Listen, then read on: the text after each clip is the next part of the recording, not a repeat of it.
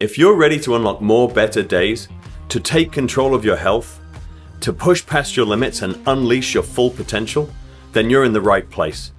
I'm your host, Dr. Jeremy Bettle. For over 2 decades, I've worked with elite athletes and high performers, helping them optimize their bodies, strengthen their minds, and recover from setbacks. Now I'm bringing that expertise to you through the Vitality Collective podcast. In each episode, we'll dive deep into the science, strategies, and real-world solutions you can apply right away. Whether it's enhancing your physical performance, avoiding or recovering from injury, sharpening your mental edge, or simply feeling your best every single day. With insights from top experts and thought leaders, this podcast is designed to help you take action, feel better, and live the life that you deserve. Welcome to the Vitality Collective podcast, where every day is vital. Today I'm joined by Mike Robertson, president of Robertson Training Systems and co-owner of IFAST, a facility recognized 6 times by Men's Health magazine as one of America's top gyms. Known for his no-nonsense approach, Mike works with professional athletes across every major sport, especially basketball, while pioneering methods for training general population clients from teenagers to people in their 80s. In this conversation, we talk about the often forgotten elements of speed and power in training, covering why power is the first thing you lose with age, how to safely progress into explosive work, and why 80-year-olds should probably be doing power training. If you want to maintain the activities that you love for as long as possible, this conversation's for you. Let's get into it. Welcome back, everybody. Today, it is such a pleasure to welcome Mike Robertson to the show. Mike and I were introduced by a mutual friend of ours, and we got chatting, and I appeared on his podcast, and we just really connected over being systems thinkers. And what has struck me in following Mike's career for a long time, he has one of the most successful training facilities in North America. Was it 3 times recognized as one of the top facilities by Men's Health, Mike? Man, I don't want to brag, but it was actually 6. Oh, 6. Come on. Yeah. Yeah. We did all right for ourselves. Yeah. Dude, that's awesome. That's awesome. And just going through this journey of establishing our own business outside of sport, I don't know if people understand how impressive it is to build that sort of a facility, that sort of a reputation in this industry. We talked a little bit about, riding the waves and the ups and the downs, and you've stayed consistent. You've stayed true to how you operate. And so we really appreciate you having you here today to share some wisdom with us. Yeah, man, I'm super excited to be here, and I appreciate you having me on. It's an honor. Thank you. One of the topics that we really want to touch on this podcast, as we bring these lessons out of sport and into the general population, is power training. Yep. Now, I've not heard a podcast on power training specifically as it pertains to the general population. It's usually a topic that's discussed around training athletes. You had an unbelievable episode out recently discussing all the different modalities of power training. And we, in our practice, just have started to see it more and more as one of the most underrated tools in our tool chest for the longevity and vitality community. Because it seems to have so many benefits outside of sport. Just to list a few, we've seen a proliferation right now in bone density. Yep.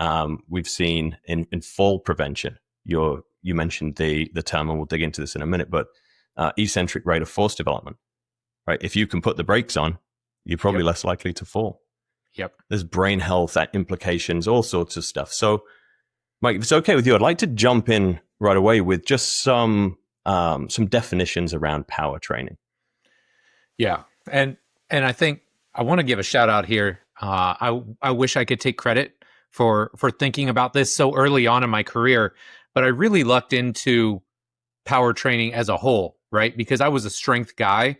I loved working out. I loved strength training, but it really wasn't until I got into my master's program at Ball State. I got to study under a guy by the name of Dr. Robert Newton. And I had no clue what I was getting into when I was at Ball State. I had Dr. Kramer, and everybody had heard of Dr. Kramer, obviously, and rightfully so. But I had not heard of this Aussie guy that I was going to be studying under. Right. And I really had no clue. Oh my gosh, this is like one of the foremost researchers on power development in the entire world. So I feel very lucky that I kind of, ended up under his wing. And to kind of build on your point, one of the things that he taught me very early on, because I was strength, and, I was getting into powerlifting, and he's like, Mike, strength is great, but just so you know, the first physical quality that declines with age is power. Right. And so, I remember this in 2001, having this discussion with him. I'm like, okay, so that's really interesting. But, I like to think of power, you can use like the force times velocity type definition. But I just think of it as the ability to use strength quickly.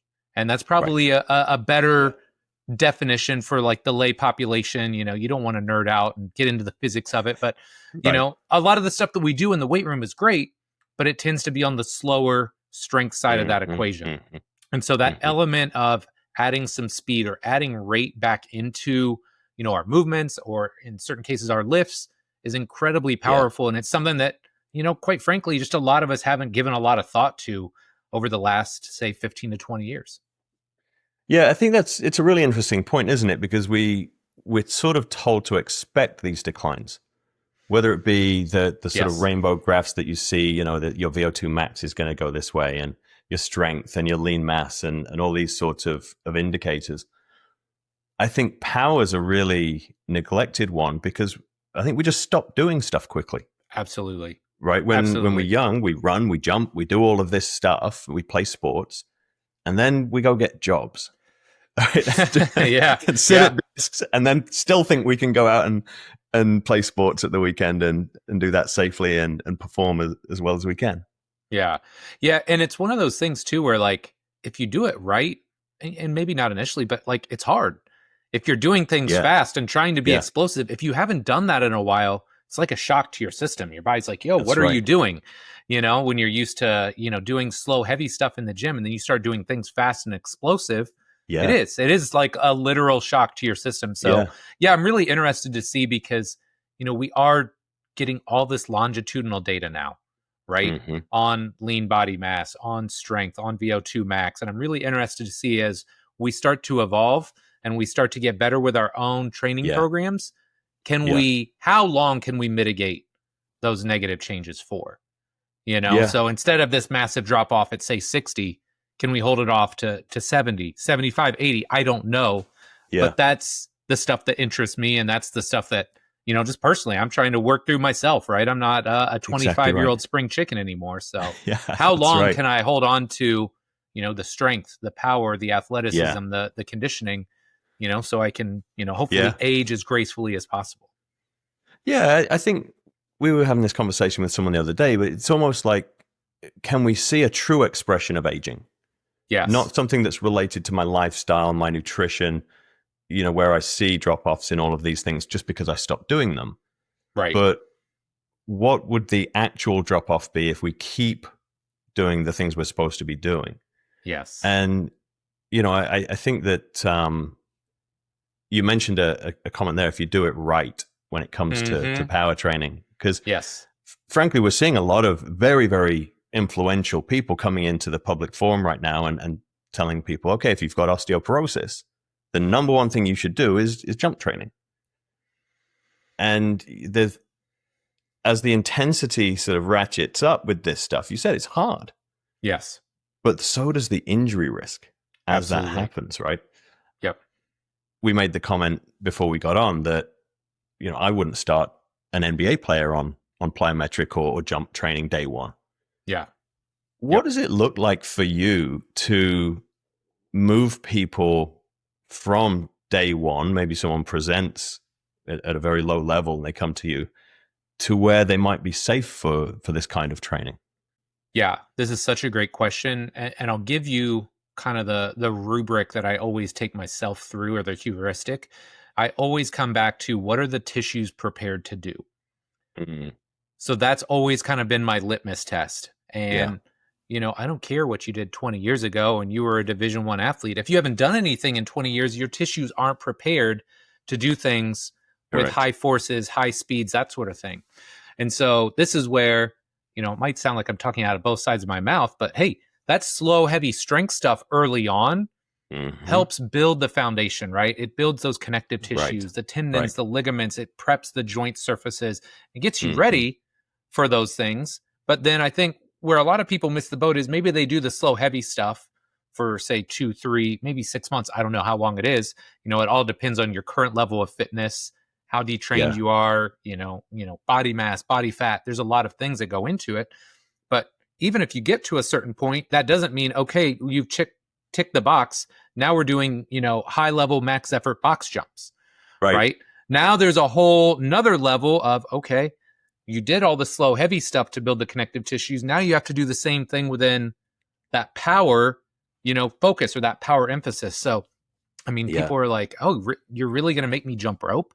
Or you're really going to make me, do band assisted pogo jumps? Like, yes, until we train your body to use kind of that elasticity that it's lost, right? Or has been neglected for, years or potentially decades, we're going to start really slow. And so, if we're trying to get somebody back to jump training, yes, it's going to seem incredibly banal and incredibly boring when you're getting started, but we can do those things and then we can still find other ways to train power. So for me, some of the early entry points, you can swing a kettlebell, right? Now you're not leaving the ground, but that is a much more rate dependent activity than say a deadlift or a Romanian deadlift, right? Those slower, heavier strength activities. You can start throwing medicine balls. And so these are the things where, I'm just trying to think what gives me the highest ROI with the least potential injury risk. And that's how I'm going to play it, especially for Gen Pop people. I mean, athletes too, obviously, but there's generally a little bit wider adaptive window with athletes than maybe with Gen Pop people. So I'm just going to be using an abundance of caution early on. But I'm starting with incredibly low level activities. We're going to take our time, whatever most people think, probably double the amount of time that it actually takes, right? Like if we're being realistic, because if you haven't done elastic explosive activities in 10, 15, 20 years, it doesn't come back overnight.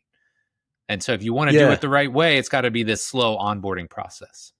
I think you've absolutely nailed it there. That's how I always looked at this, was we get injured when we exceed capacity.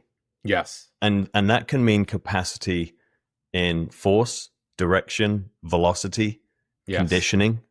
Yes. All of those things. And so it's like we have to do our progressions within our capabilities with a little stretch, and then you catch up and a little stretch. And actually the movement between phases is quite slow.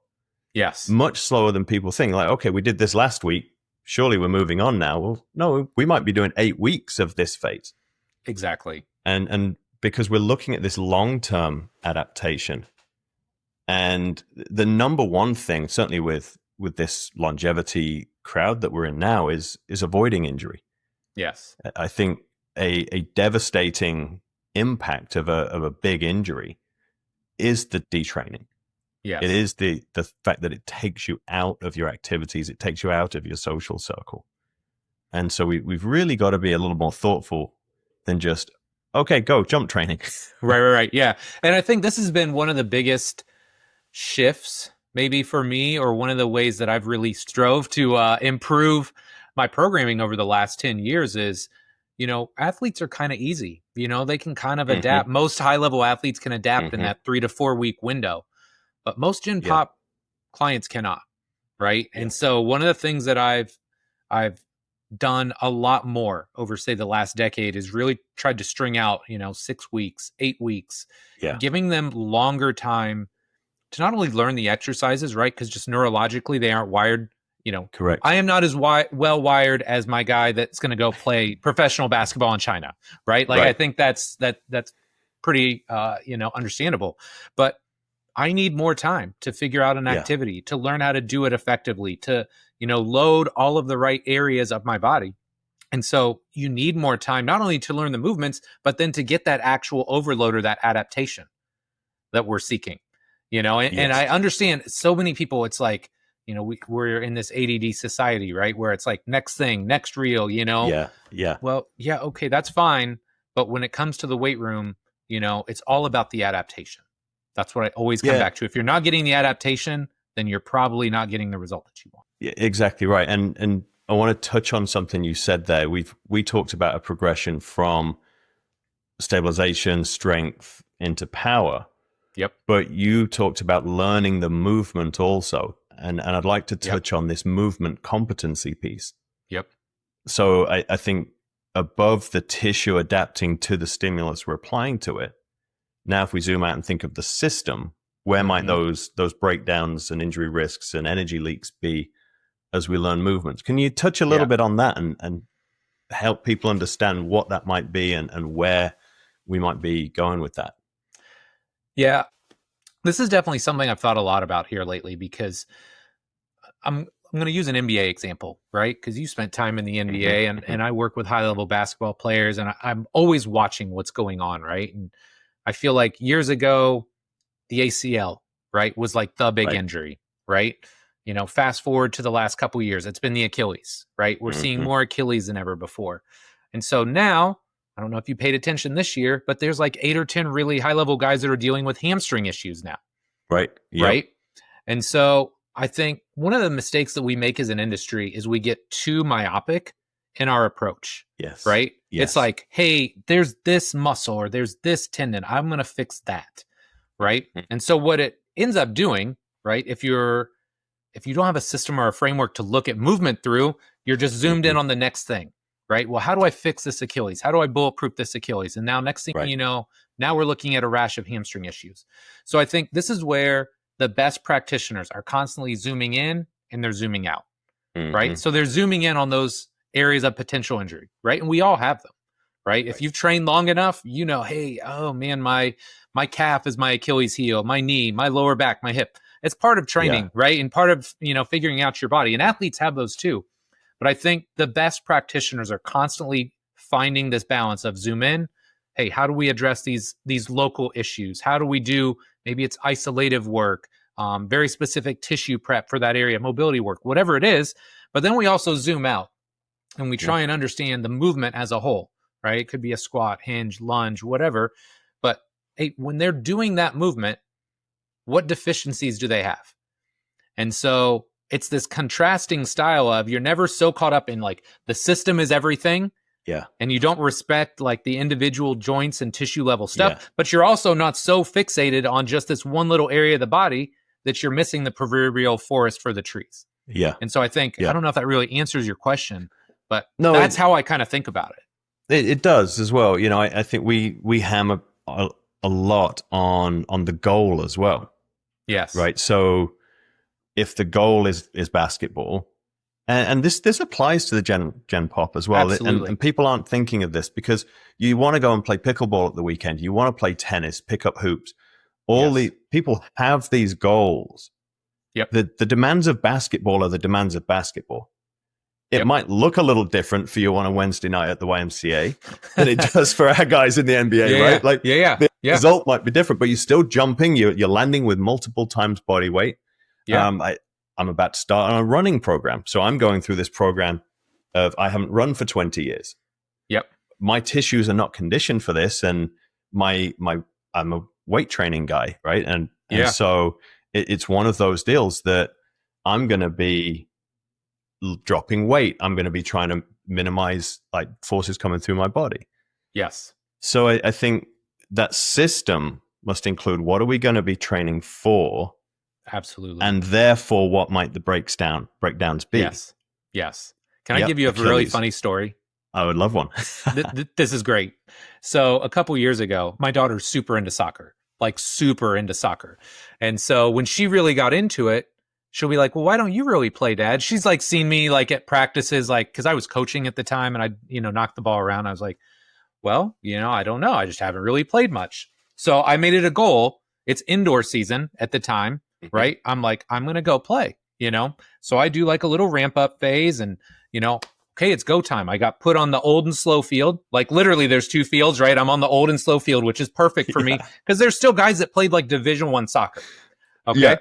So, I felt like I'd done all the things. We're doing good. I've got this guy. We're warming up. We're striking the ball. I'm not kidding. Before I even play a second, I lay back and I strike the ball and I realize I just strained my quad. Yeah. Literally, because I'm blasting a ball, right? And it's such a unique movement pattern, right? It's like, bro, how did I miss this? I squatted, sprinted, done all these things, but I hadn't done the one thing that I really needed to prepare myself for in that case, which is strike a ball. So to your point, you have to reverse engineer the demands of the game. And like you said, Wednesday night pickup ball at the Y, not going to look like Kevin Durant, out there, doing the things that he does, but the demands are very similar. You still have to accelerate and, push off one leg and do all these things. So I think that is great advice. And I you're absolutely right. I think a lot of people just assume, hey, I worked out, right? Whatever that means to you. Yeah. And this isn't a judgment thing. This is just a fact. I see a lot of people that train and work out in the gym and then assume that they can go play pickleball, play pickup basketball, do all these things. And they haven't kind of bridged that gap between, again, the slow, heavy stuff in the gym and the actual needs and the demands that your sport requires. Yeah. I think it'd be really helpful at this point as we progress into what jump training looks like and what power training, plyos, all this stuff looks like, is to break down the phases of movement a little bit and dig into the mechanics of these injuries. Yep. Because there are specific actions here on why this is a risky, can carry a higher risk of injury to just jump into this training. Yep. So how might we classify those different phases of movement as we're doing things like running and jumping rope and, all the modalities and sports that we might play? Yeah. And I'm going to use kind of a watered down description here because I think this works well for me. And when I describe this to my athletes or maybe to the parents of my young athletes, it tends to work well. But if I want to really strip it down and make it easy, there's basically a braking phase, right? An eccentric or a braking phase. There's an amortization, or what I would think of as like a transfer phase. And then there's a propulsive phase, right? And the great thing about that terminology is that's almost universal, right? I can use terminology like that to describe coming in and out of a cut. I can use it for acceleration, even though there's a very small braking phase, right? All those terms work. And kind of the way that I think about it, I know that the proper technical research term is braking. And I will use that because I want to, kind of follow the correct terminology. But for me, what makes more sense is loading. I think of that as more of a loading phase because really everything that we do in sports is elastic in nature, right? You're storing and you're releasing energy. And so the way I think about braking is, it's almost more of a loading phase. So if you're thinking about a jump, right, there is that braking or loading phase where you're stretching the tendons and the connective tissues and you're storing that energy. There's that 0 point and then you're releasing that energy, right? And that could be, again, to do a vertical jump, to accelerate. There's all sorts of different, activities, but that's kind of the way that I think about it is like a braking or a loading phase, a storage or like an amortization phase, and then a release of energy. And so for me, that terminology just tends to work really well. And I think it's relatable. Right? When you start talking about eccentrics and isometrics and concentrics, if you've never heard those terms before, you're not like a master's of science in biomechanics. It doesn't really resonate with you. Yeah. And I think, as a visual for people, everybody has done a squatted down, pick something up off the ground. Everybody has done or at least seen somebody do that, or done a bicep curl. So that loading phase is that lowering down into the bottom of the squat. That amortization phase is as we stop at the bottom and start to transition that force. And the concentric phase, that propulsive, is where we push back up and stand upright. Yep. And basically every action comes down to those three, right? Yes. Right? It's just the speed at which we do them. And I think that's where that inherent risk can lie as we speed that movement up in that loading phase and that amortization phase. Those fibers and the connective tissues are under a huge amount of strain in that moment. Absolutely. That's why one of the things, this is a great point because it's just kind of triggered this, but especially when I'm starting people jumping, I like them to go through really big joint motions, right? So instead of really rapid, fast, explosive things, hey, let's really slow this down, right? We're going to kind of go down slow. We're going to jump slow, jump at like 50%. And what it does is it takes some of that stress off, right? It helps you kind of distribute those forces, dampen those eccentric forces or those braking forces when you are landing.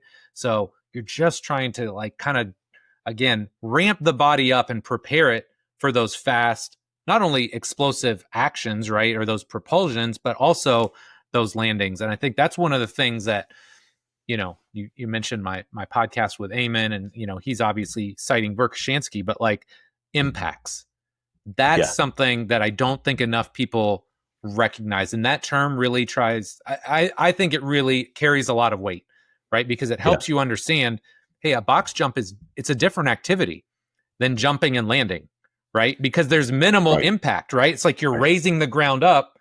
You don't need to distribute and dampen all those forces. The box does it for you. But the second you start to jump really high and then try and land, now the impact forces are totally different. Yeah. So can you explain those impact forces a little bit for us, just to break down what you were talking about there? Yeah. So here's the analogy that I would use, right? Is imagine you're jumping, right? And you're just going to squat down and you're going to jump at 20% effort. Right. And whatever that means to you, right? Because everybody listening's got a different vertical jump. But you do a 20% effort jump and then you land. And imagine how much impact force you're going to have, right? Now imagine you ratchet that up. Okay. Now I want you to jump at 50%. Okay. Now I want you to do it at 100%. And when you start to think about that, you're like, oh, those impact forces are totally different. I actually saw a video the other day of my son when he was little. I think he was probably 4 or 5 at the time. And we built these new boxes in the gym, right? These huge, like wooden plyo boxes. And we had, 12, 18, 24, 30, 36. What's the first thing he does? He walks up to the top and literally jumps, doesn't just step. He jumps off the top box. And I put it in slow motion. You see him land and you can just see the impact forces. And so when you give people kind of that understanding, they're like, oh, now I get it. Right? So you step off and land off a 12-inch box. It's totally different than stepping off a 36-inch box. And that's just landing, let alone actually trying to turn those forces around and maybe potentially store that energy and then jump again. Yeah. This for me as well is where all of these worlds and these terms we've used start coming together. The movement competency and the joint alignment really starts to matter as we start increasing those impact forces. Absolutely. I think we can see a really nice body weight squat. And then when we put a bar on your back or a kettlebell in front for a goblet squat, we can start to see those movement mechanics start to break down a little bit. Knees might start falling in, feet might flatten out. And we train and we practice and then we get to a great level there. Then as we start to speed it up and down at the bottom, I always joke, you've seen those toys with the string that you press the bottom and they just sort of collapse once. People look like that when you start loading and really accelerating that impact. So the movement competency piece, that's one of the ways that we will actually allow you to progress. Is can you execute at this new level with really good form? And towards the end of your workout under fatigue. That for me is one of these ways of clearing people. If you can't do it body weight really cleanly, I'm probably not going to let you go and jump off a 36-inch box. Absolutely. We had a great discussion about this. I posted something on Instagram. It was a week or two ago. And just the title and the caption was, "Are snap downs useful?" I don't know if you saw this, but we're going to talk about that today. Gosh. Okay. Well, I'm getting ahead of us, but for a high level NBA athlete is a snap down activity. So if you're unfamiliar, a snap down is where you're standing, maybe you reach your arms up overhead high as you can. Then you use your arms and you pull down so that you're basically landing or stopping in an athletic position. Now, here's kind of the context behind that. If you're in the NBA, that's probably not a very useful exercise because these guys are so incredibly strong, so incredibly powerful. Like that's not a challenging exercise because the actual load and stress on their system is so negligible compared to what they could do. But my opinion is, hey, you're absolutely right. For that activity for that person is not appropriate. But I also have 13-year-old females where if I gave them that exact same activity, they're doing exactly what you said, right? They're like, everything, their knees are collapsing in, they're pronating, right? Their butt and torso are falling over because they don't understand how to pressurize their system, right? They don't have that level of tissue stiffness, or maybe it's just body mechanics. It's like, all these different things that are playing into it. But for somebody like that, it's absolutely either an appropriate exercise, or it even needs to be downgraded further for them to be successful. And so I love how you're thinking about that, where yes, there's like the underlying movement competency in whatever movement pattern. There's the ability to do it slow, controlled, methodical. But then when you add rate, now it's a whole nother ballgame. And so it's like you almost have to unlock that whole sequence again. Yeah. And then I think so we've gone from our NBA player, we've gone down to our 13-year-old, and then come up to this end where I'm working with women in their 80s who have the osteoporosis diagnosis. I'll walk you through our progression, and this was probably 9 months of a progression. Yeah. From essentially just analyzing, okay, what are the stresses we need to put through her body to improve her bone density? Yeah. We know we need to get to some pretty high velocity, some pretty big impacts. But if we do that today, we risk fracture, we risk ankle injuries, we risk soft tissue injuries, all sorts of stuff. Yep. So we went through that initial stabilization phase of just, are her basic glute complexes strong enough to be able to stabilize down through the lower limb? Yep. So tons of work in stability, trunk stability, ankle mobility, stability, progressed her into loading those patterns. Then we started progressing her into things like snap downs and some light skipping. Cool. So great. She can do a deadlift and a kettlebell goblet squat. Let's add some velocity to that. So now it's snap downs. Then, as you said, now it's transitioning from a snap down into just a vertical jump. Yep. Right. So she's sort of rate limited. She doesn't have a very high vertical jump, so we can limit that a little bit. Then it's repeated. Yep. Right. So now she's got to land and gather and do again under control. Then we progress the snap down. So now we're doing a drop landing. So we're stepping off a box. Yep. And bigger impact. And now she's stepping off a box and into a drop jump. That's awesome. But that's 9 months of progression. And what we've seen, because we didn't rush down here, we didn't get injured. Yep. So we've had a year of consistency, and we saw her bone mineral density and her spine go up 3%, 5% in one of her hips. So we've got to think patiently about how we do this, I think, at both ends. Yes. And I think we can see how every exercise, like our snap down, right? I remember reading that thinking, oh, this is going to be an interesting comment section. The comments had a lot going on in there, man. It was good. It was good. But for that NBA player, maybe that snap down moves down in priority to a warm-up. Exactly. Right?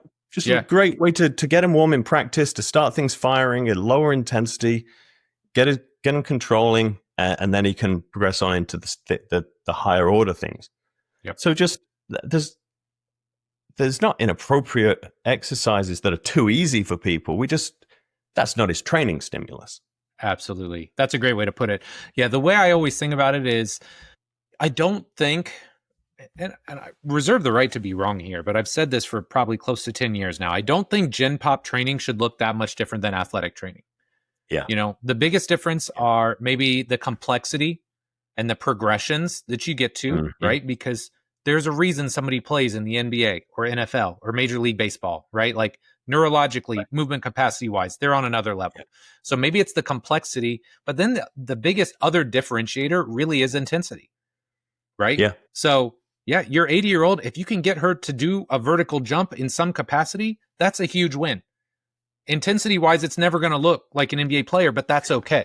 It's the quality, right? And exactly.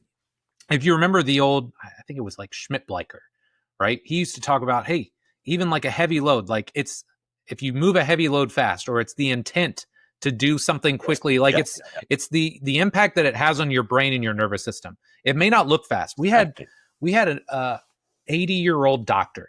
This guy loved to golf, right? He was arguably, I hope he never hears this, he was one of the single most unathletic people I've ever trained in my entire life. But this man loved to golf. And so, you know what?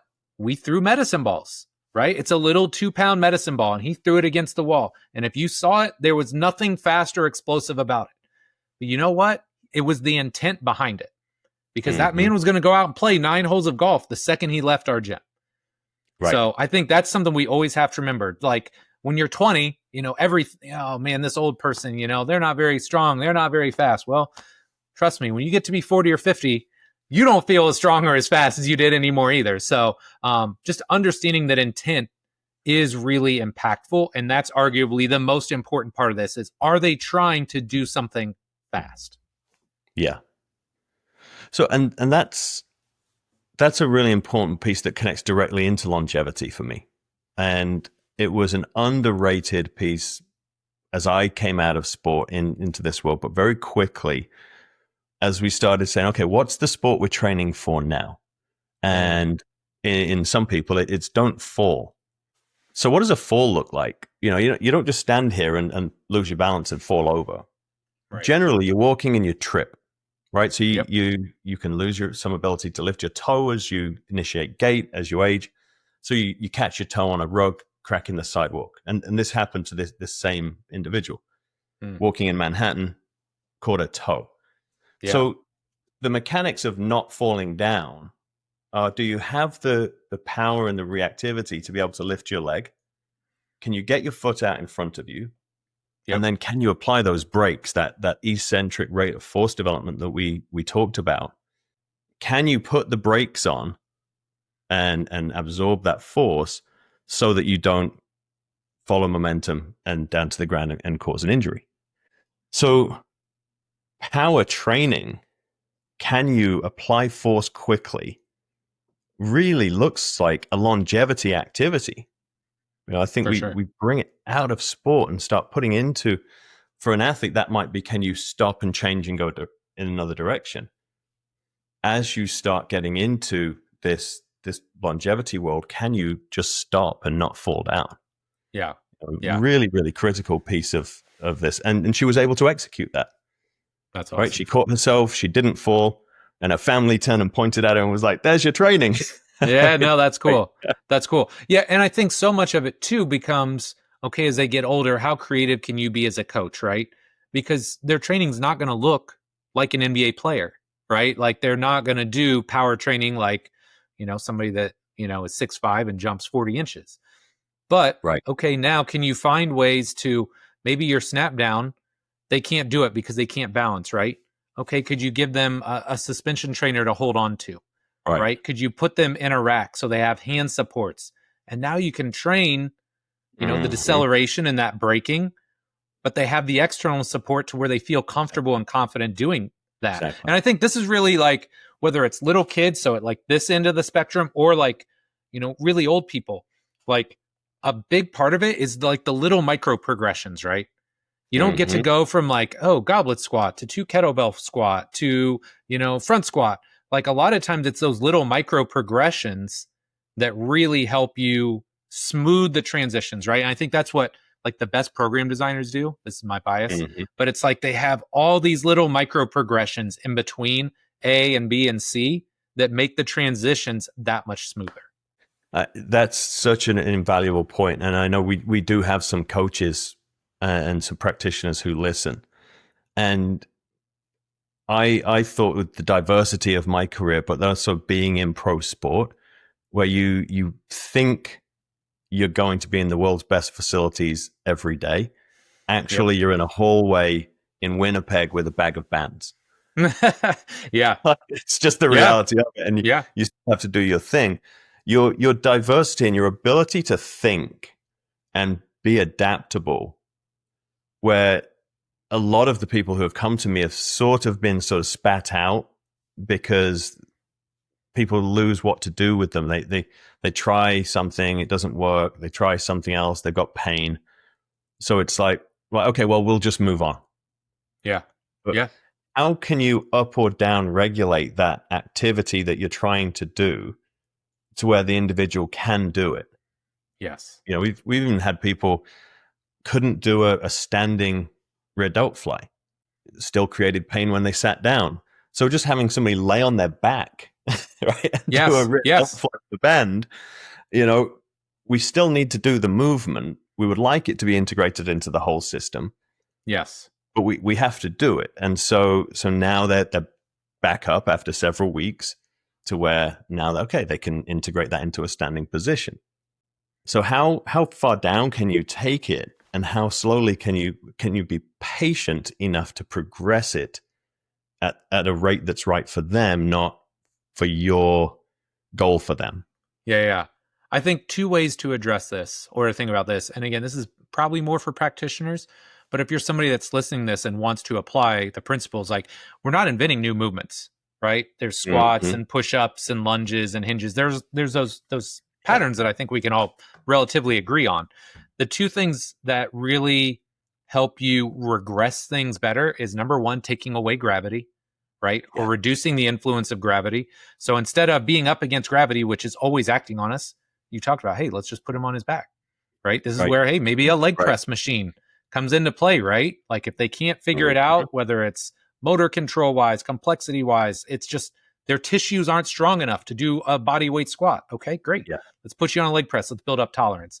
So it's gravity or reducing gravity, and it's adding adding external support, right? Mm-hmm. And so like that's again, especially if balance is an issue, hey, put them in a rack, right? If they want to do Yeah. a split squat and they can't do it without support, put them in a rack. Give them a suspension trainer.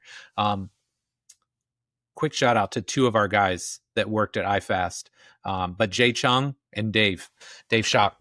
They were amazing morning coaches, and they got the brunt of our Gen Pop people, and they just did such a wonderful job of taking care of these 60, 70, 80-year-old clients. And, they found Mm-hmm. ways to make them feel strong and confident and capable, and it wasn't, oh, well, I don't know what to do with you, or we can't train you. It's like, no, they found creative ways. And we've got this video, again, another story, but I remember Jay, this was probably 15 years ago now. I said, Jay, I want every client to do power training. He said, what? He looked at me like I had three eyes. And I'm like, everybody, I don't care what you do. Everybody is going to do power training. And like not a week later, we had an 87-year-old woman that came in our gym. She's in a walker, right? So she would, she could push, but she would sit. And so literally the first day I walked out on the gym floor and he's got her sitting in her walker, holding a volleyball and throwing it against a wall, right? I love it. So that was day one. Then like months later, we have a video. She's actually standing up out of the walker and she's shooting a basketball into like a box, like a plyo box, but like 10 feet away.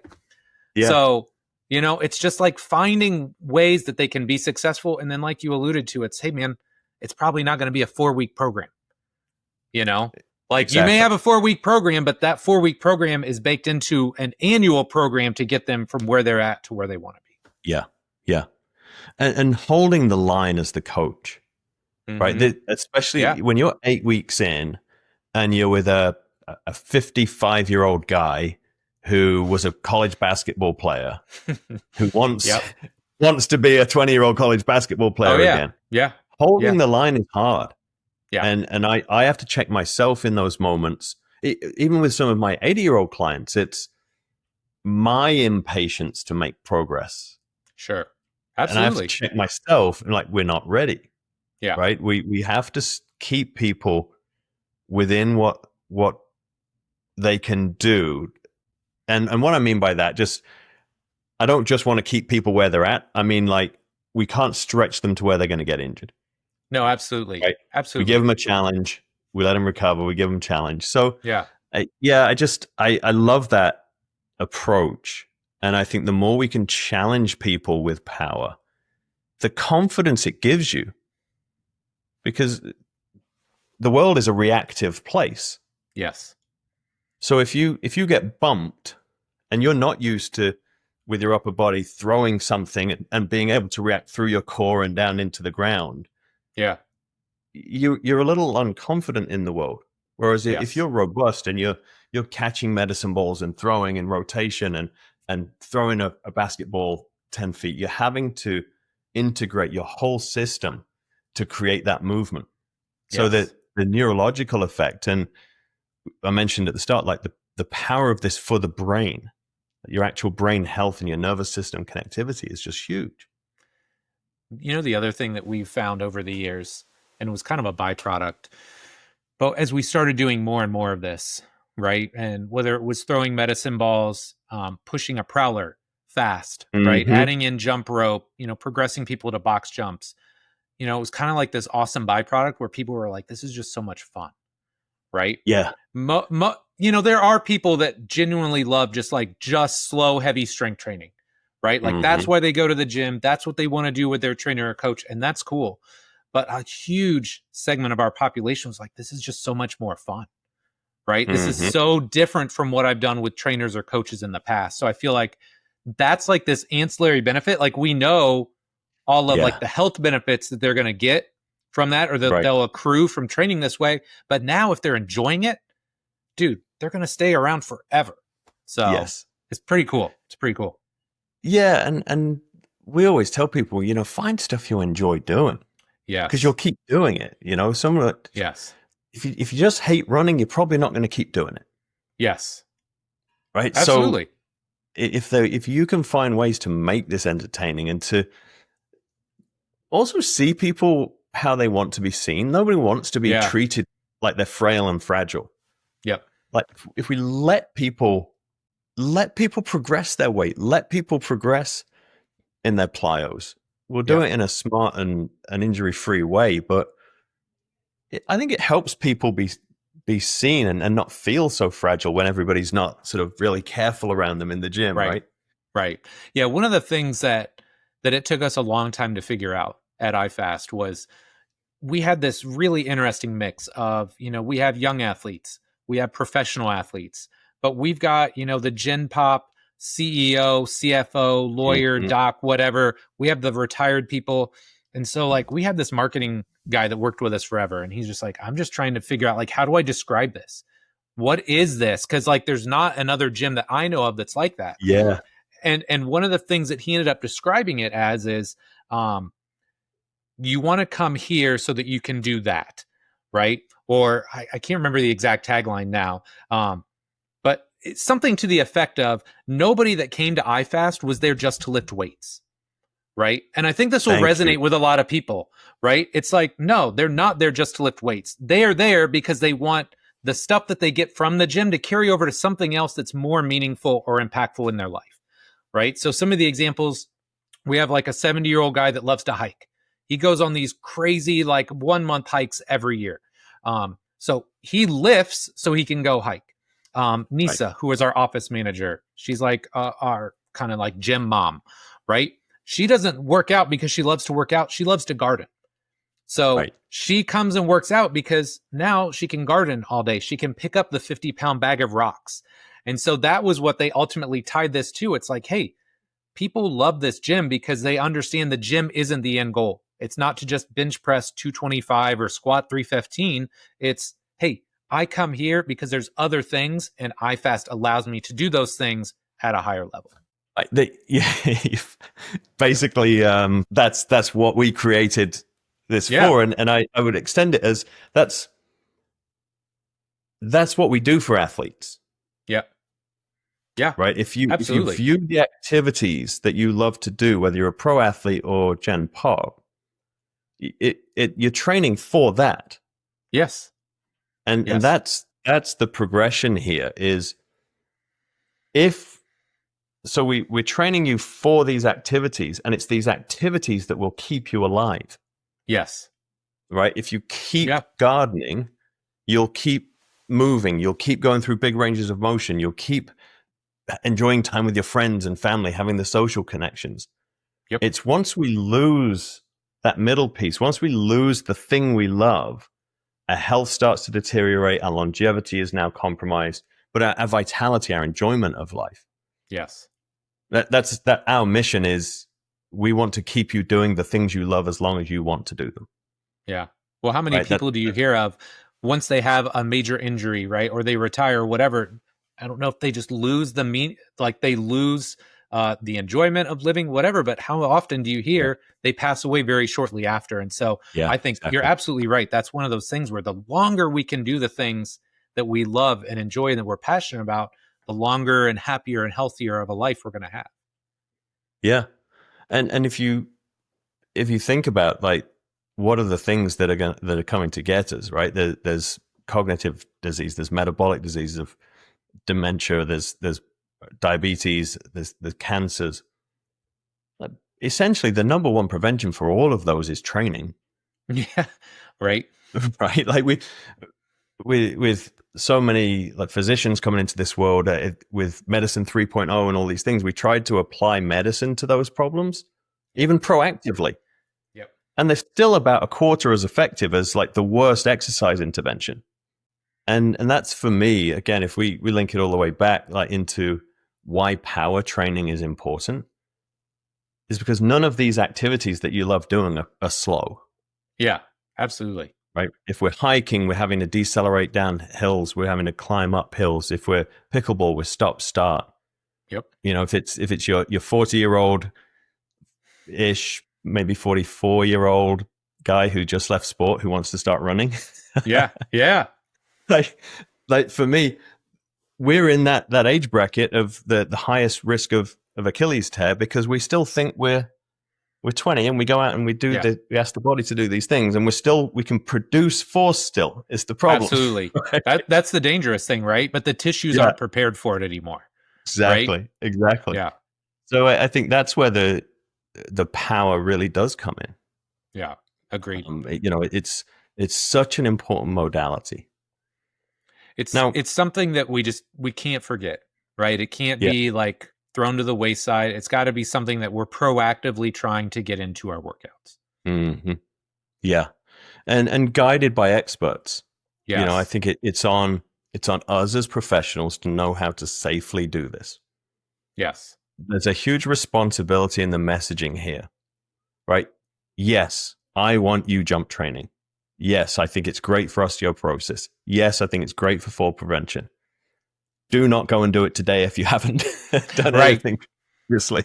Yeah. Right? That is not today. All of these systems are slow evolving, right? We're not fixing your osteoporosis this week, this month.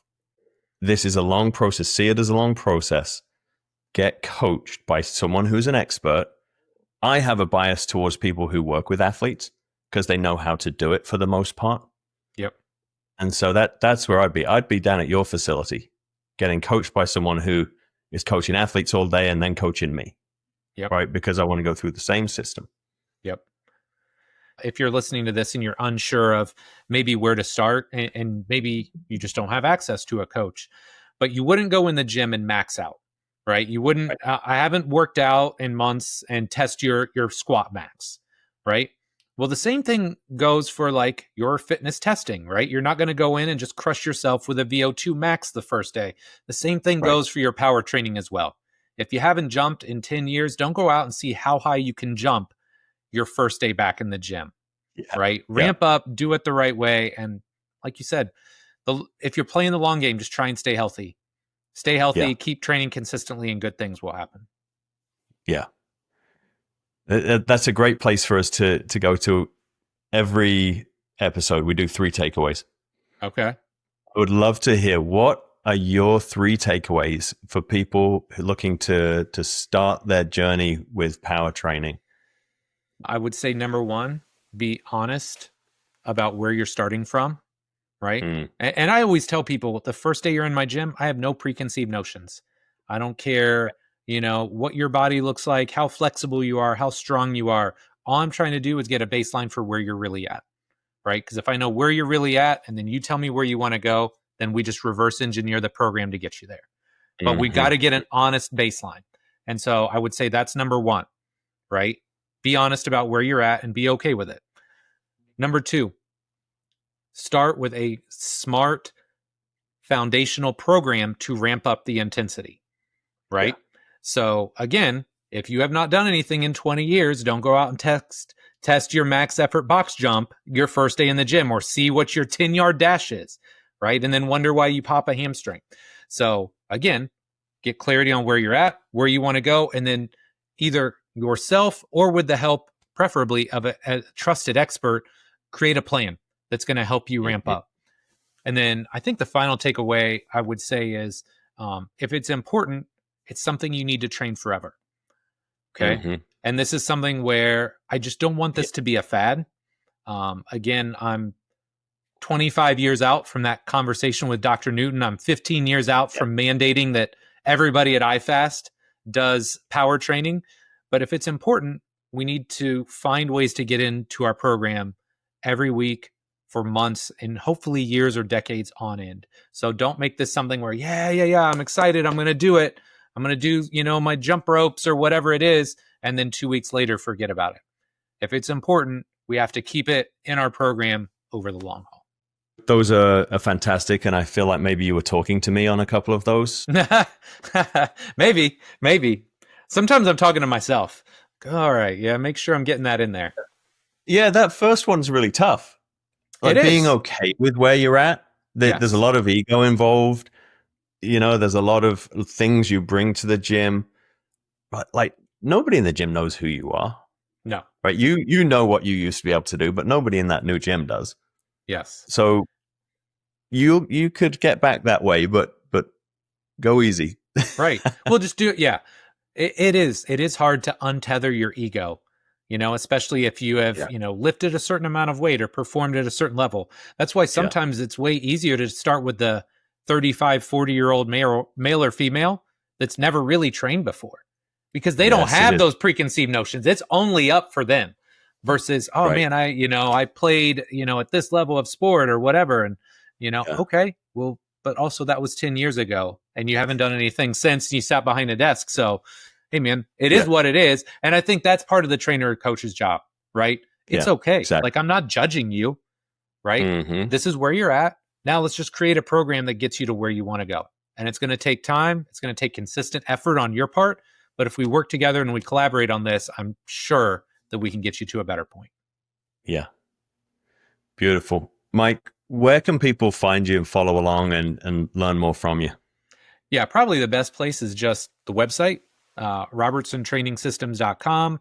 Or if you're on Instagram and you enjoy the little bite-sized nuggets that I provide there, you can follow me at Rob Train Systems. It's Mike Robertson, though. Don't call me Rob. That's when I know somebody doesn't really know who I am. They're like, "Hey, Rob." I'm like, sorry, it's Mike. But anyway, let's move on. Lovely, mate. Well, again, thank you for coming on. And I really enjoy the content you put out and appreciate everything that you've done within our industry. It's really contributing. And this conversation is, exactly what we'd hoped for. It's balanced, it's measured, and it really does reflect your approach to helping people get better and live longer and perform at their best. So thank you again, mate. And we're really looking forward to going through this one. Yeah, thank you so much. I really appreciate it. I can't tell you how much I enjoyed that conversation with Mike. Here are 3 things that you can take away from today's episode. Number 1, be honest about where you're starting from and be okay with it. Get a real baseline without ego. When you know where you truly are and where you want to go, you can create the right program to bridge that gap safely and effectively. Number 2, start with a smart, foundational program that ramps up intensity gradually over time.